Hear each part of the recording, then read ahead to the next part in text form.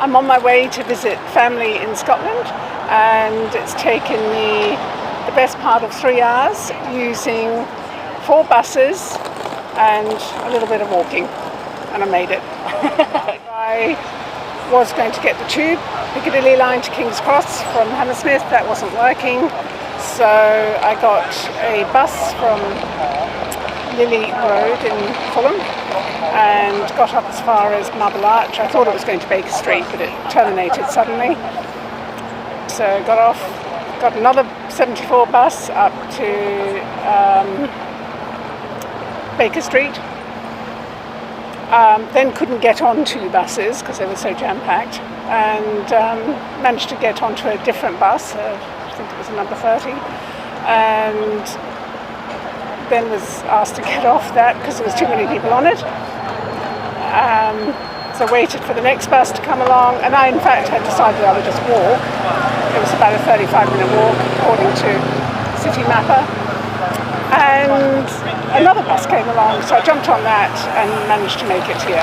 Yeah, I've come from Sheffield today. We came an hour early to avoid the busyness, but it was actually really quiet. I think people avoided getting on the train today because of the strikes, and it was a really easy journey. I school in Hartfield, Hertfordshire, University of Hertfordshire, and moving down to Hertfordshire, that was yesterday. So me coming back today, I've experienced a whole lot of connections that due to the tube strike and rail strike, connections have been really poor, and timing too. Usually it takes me like an hour 30 minutes to get to Plumstead, but now I have to switch here, switch over and switch over there. Yeah, that's it right now. I want to use buses, but the queues for the buses are just way too much, and buses are not really my thing.